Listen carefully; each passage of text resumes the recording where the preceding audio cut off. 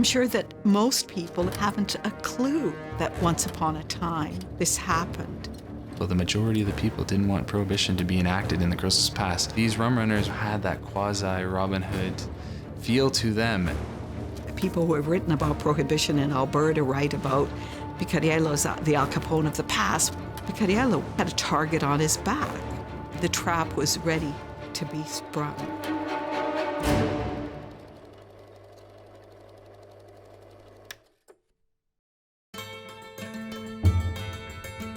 It's often easy to look at Fernie and Crowsnest Pass as sleepy little mining towns. The Crowsnest Pass was the center of coal mining in Canada. In fact, the population of Fernie exceeded that of Calgary at that time.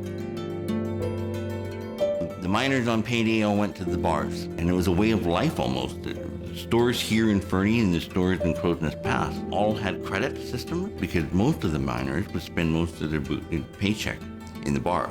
There's a tie between the social gospel, women's suffrage, organized labor, and the temperance movement.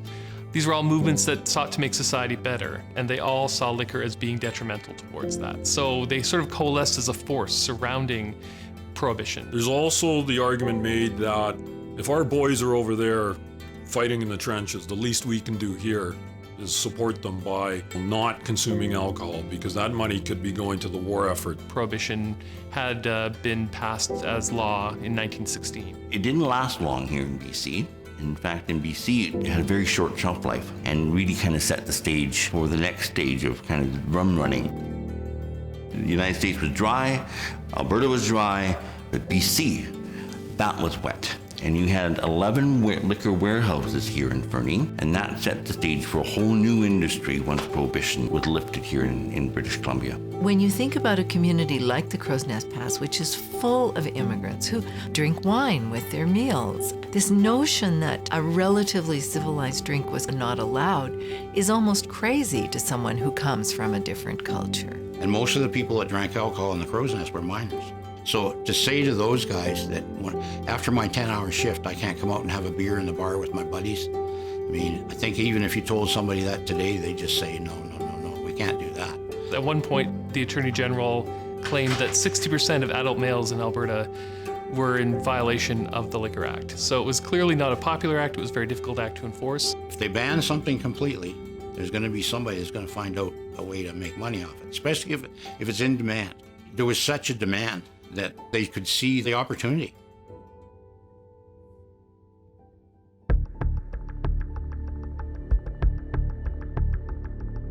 We had 3 kingpins that kind of worked in southern Alberta and Fernie, and that was Mark Rogers, Jack Wilson, and Emilio Picariello. Emilio Picariello came from Italy and started out in eastern Canada as a businessman and then came out west. He had an ice cream wagon, he had a grocery store, he had a hotel, he had a bar, he had a coffee shop, and of course his initial investment in bottles so that when Prohibition came, he had the market on bottles and could bottle his illegal brew is what got him the nickname Emperor Pic, the Bottle King. To his credit, I mean, he was well organized and knew what to do, and but he had an attitude that nobody should stop him. You know, that he was above the law. The Alberta Provincial Police were brought in during the First World War, and it was a measure to enforce Prohibition, but they took on all policing duties. To have your own police force as a province, really, it's kind of growing up as a province and coming into your own. I think they were put in place also in order to give returning vets from the First World War a kind of occupation. One has to have an understanding of the makeup of the police force itself. It was their vision of society that was going to prevail. It was their values, which were Anglo values. One of the things that they did, probably one of the most significant, was to establish a separate liquor squad. They checked shipments by the CPR. They had blockades at the border and checked cars. They cracked down on private stills too. If they found that somebody was making liquor, they would go and have a talk with them.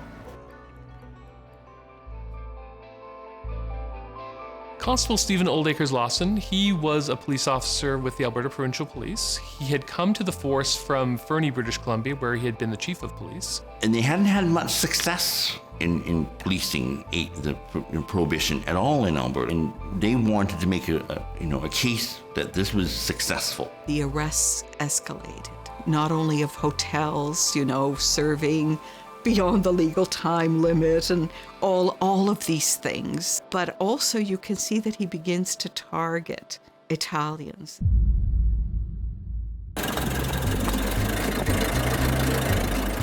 Emilio Picariello and Constable Lawson would have run into each other quite a bit, and Lawson was always trying to catch him with liquor, and Picariello was always trying to evade capture.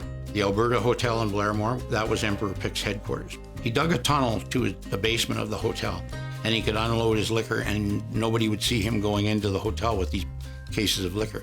The professional bootleggers would have 2 or 3 vehicles, and they would be packed with booze. The most popular running route here was to go through Phillips Pass.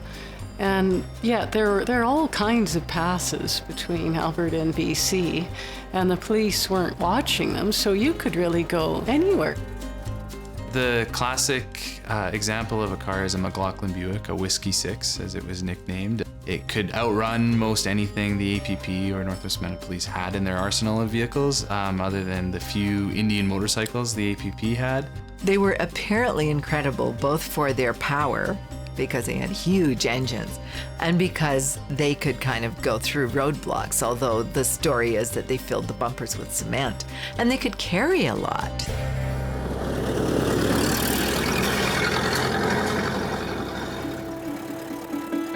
On the 21st of September 1922, Constable Stephen Lawson was pursuing a bootlegger who turned out to be the son of Emilio Picariello. All of the Alberta Provincial Police and the local police in those communities were aware that this liquor run was happening.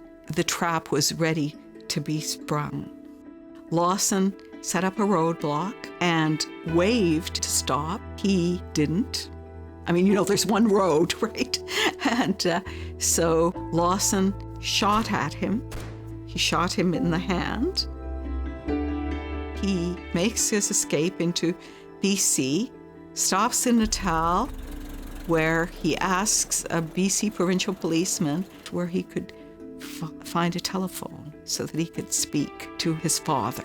Picariello then knew that his son had not been wounded seriously. So Picariello went to Coleman, to the APP barracks, to find out what was going on, and he took Florence Lissandro with him. Florence was a friend of the family of the Picariello family. Why would your housekeeper and family friend come running to Coleman when you hear of your boss's son is incarcerated? It adds speculation to her character and the family relationship there. So they each took guns, which turned out to be a really bad idea.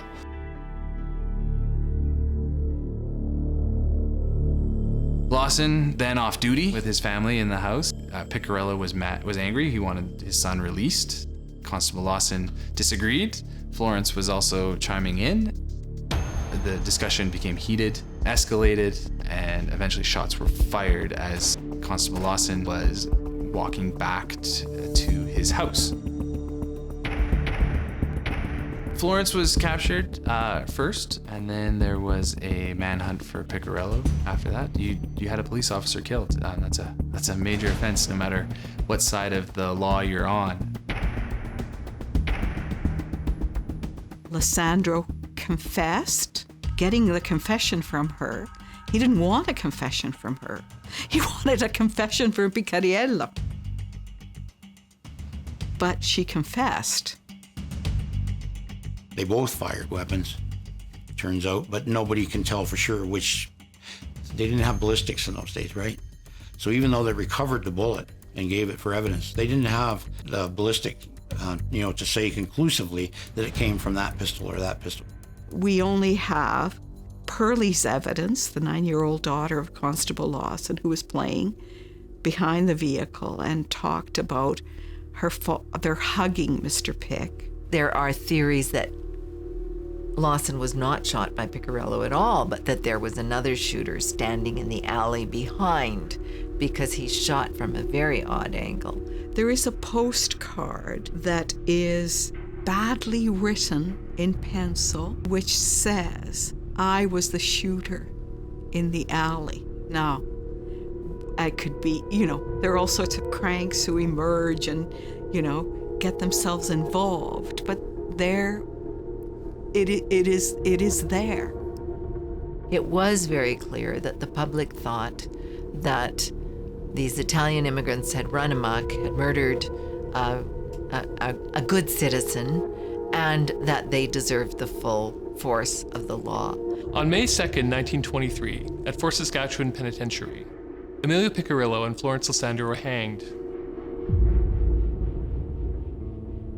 The case really highlighted the fact that Prohibition wasn't working. This was how you're going to police it, that policemen are going to end up dead. The trial was meant to put Prohibition into the court of public opinion, and it lost all across the board. Once Prohibition was repealed in 1924 and different liquor laws were put in place, public opinion changed quite dramatically, but the Alberta Provincial Police Force lasted for 15 years.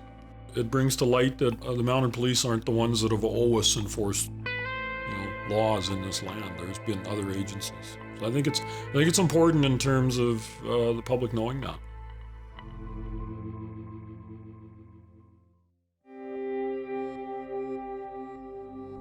I think one of the biggest challenges of people connecting with their past and understanding their past is the perception that they view Canadian history as boring. There's a sense that we don't have really interesting characters or stories. We do. There's hundreds of them.